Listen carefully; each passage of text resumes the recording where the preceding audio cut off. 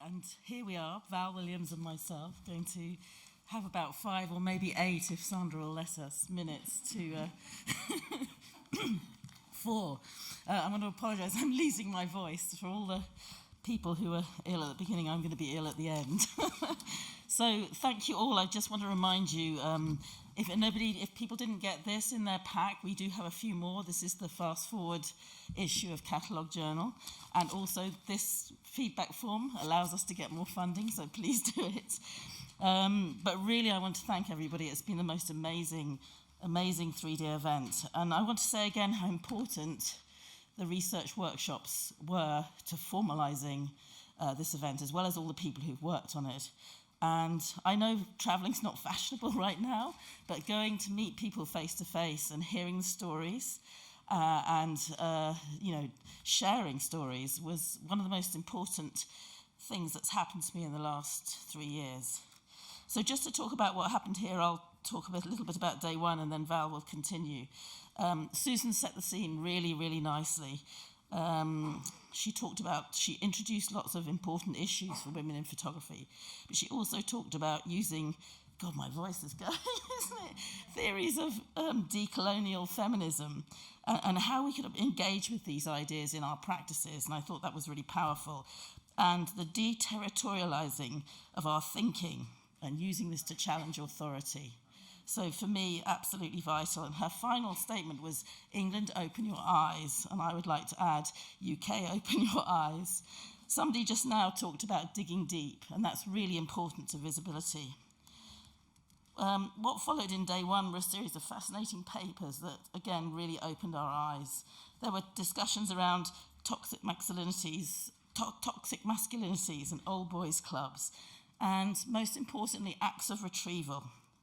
I think it was Orla, spoke about acts of retrieval, and that's been very, very important to the Fast Forward project. We also got given a clear set of aims, I think by Lisa, about how to form a new network and what was important, and how to encourage diverse applications to things when you do them. And again, we really have worked hard on that process of finding out what's happening everywhere and hoping that, taking moves to get people to apply and come and supporting that. There was a real interesting discussion about the importance of understanding how museums work and how people worked within them, like Grace Morley in San Francisco. Later that day, we also heard a series of global stories that focused on tales of resistance and criticism and activism from Brazil to South Africa, and ways of undermining hierarchy in Croatia and in the Nordic countries, and also of entrepreneurship, which always really fascinates me in the work of Karime Ahmed and also the Nordic photographers. And later during the day, and also today, we've heard about how women have bent photography to make it speak. So in the work of Claudia Andujar, I heard that, and also today in Gari, Lebohang and Chinar, and how women have helped each other in informal networks. And I think telling the stories of these networks is really, really important. And the legacy of Fast Forward will be really important. So again, I'm proud that we have one physical output, and I know we're going to have another one later next year.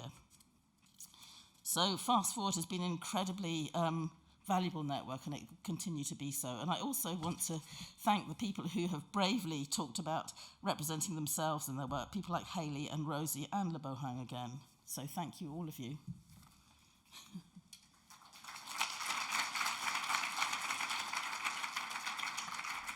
Hello, everybody. Again, I'd like to reinforce what a marvellous conference it was and how beautifully organised by Tate team here.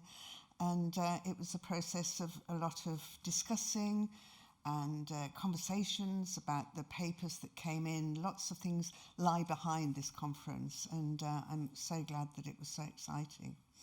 My thoughts on the conference, they're obviously going to be random because I've been sitting writing away, and I'm going to miss things out. But here we go.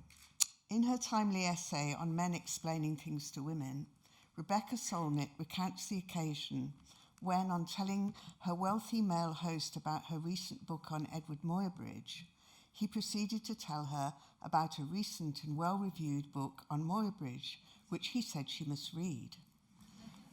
Eventually, Solnit's friend explained that this was in fact Solnit's book. Quote from Solnit, 3 or 4 times my friend had to say, "That's her book," before he took it in, as if in a 19th century novel he was ashen. Women have always worked in and with photography for money, for love, for community, and for moral imperatives. And occasionally in the past, the photography establishment has let them in. Diane Arbor, Slee Miller, Dorothea Lange, Julia Margaret Cameron, Nan Golding, and the perennial Francesca Woodman. But where was Nina Keane or Rosemary Gilliatt, or Claudia Gordilla, or Gina Panay, or the women who ran the ovular workshops? History does lose people, and we must accept that. This is part of its magic and its sense of loss. Papers are mislaid, houses are cleared.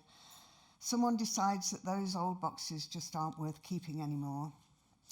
To know everything would be unbearable, but too many of the people lost from history are women, and we are tasked here and elsewhere with the delicate and painstaking task of refinding them, rebuilding histories. When those who have power and influence explain to us, and I don't know how many people were here yesterday, that the reason that this photography remains unpublished, uncollected, unexhibited is that it's simply not good enough. We must ask, not good enough for whom? We have to gather our confidence around us and womansplain to them that the system of hierarchical values created from the 1950s onwards in Paris, New York, and London by a multifarious and sometimes dubious collection of editors, publishers, gallerists, museum people, journalists, and academics is no longer a system that we can accept. The stories we heard yesterday touch the soul. The mothers of children killed by police officers, the founder of Polarize, each giving what they could to keep this fragile publication aside. The lively women's photography sections in pre-revolutionary Cuba. Rosie Martin, alone in her deceased parents' home, creates a lament as keen as those from a Greek chorus of loss and regret. I quote, "I thought the room was wood-panelled," she says, "but it was only laminate. What sharp sorrow in this."